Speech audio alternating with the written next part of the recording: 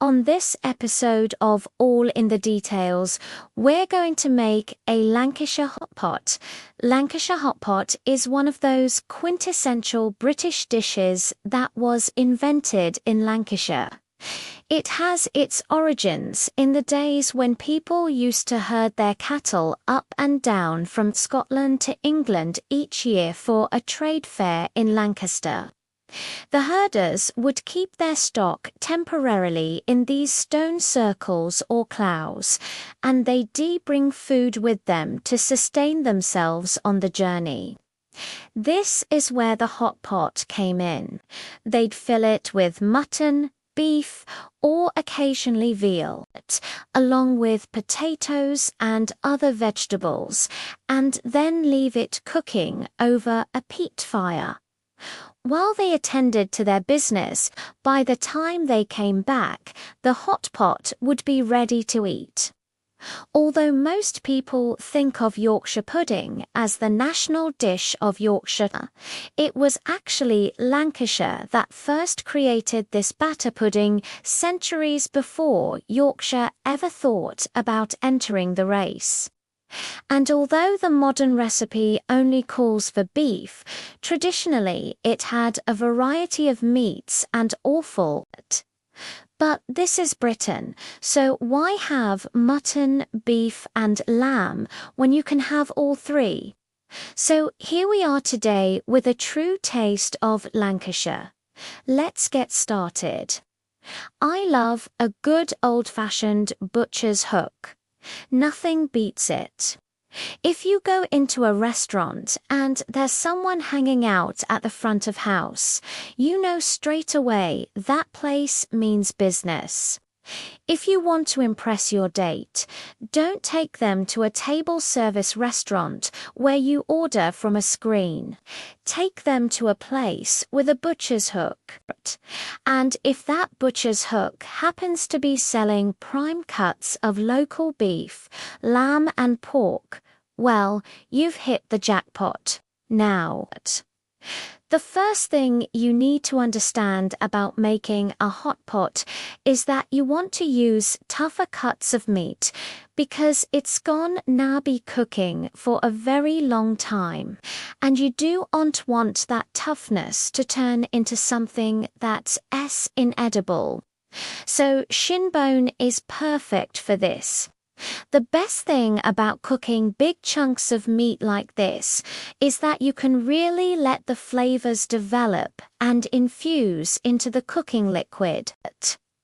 For me, it's all about the gravy in a Sunday roast, and this is a great way to make sure you have an incredible gravy.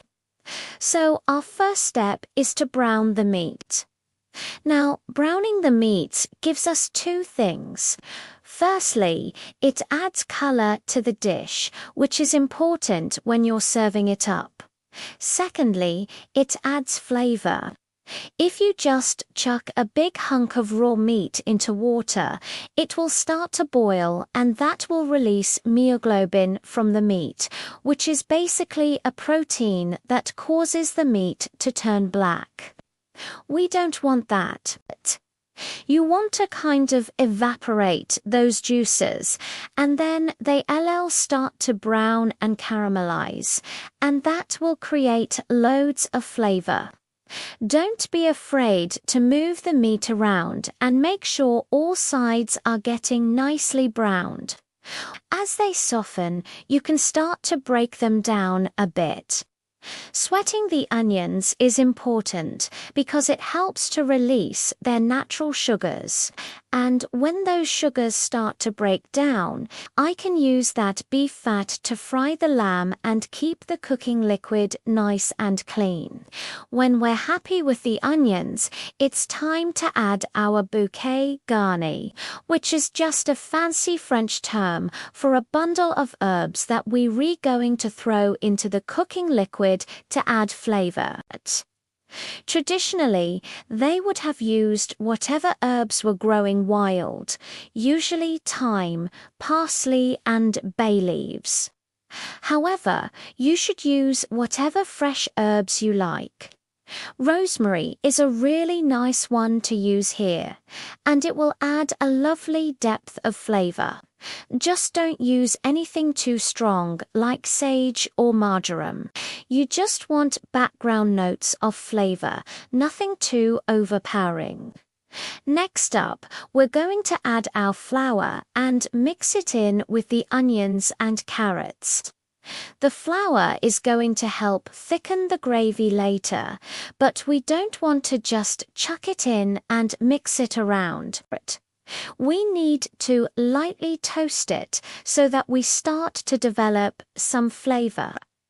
To do this properly, you should really use a gentle heat, but I find that I'm usually working against the clock here, so I tend to turn the heat up and toast it pretty quickly. Once it's lightly toasted, we're ready to move on to the next stage. This is the bit I love the most. Pour 2 liters of cold water into the pot, then bring it up to temperature. Now, it's really important that you use cold water here. If you use boiling water, you'll stop the proteins from setting and the gravy will end up cloudy instead of clear. Now, we're just going to skim any excess fat off the top. Now, the temperature is starting to rise, so be careful. You don't want to burn yourself. Now we're ready to add our meat back into the pot, along with a good amount of salt and some black pepper. Now, bring the hot pot up to a boil. Once it's boiling, turn the heat right down to the lowest setting you have and then put the lid on. Now, we just need to let this simmer for a couple of hours. After an hour and a half, we're going to check the lamb shanks to see if they're tender. When we're happy that they're tender, we can remove them from the liquid and set them aside for now.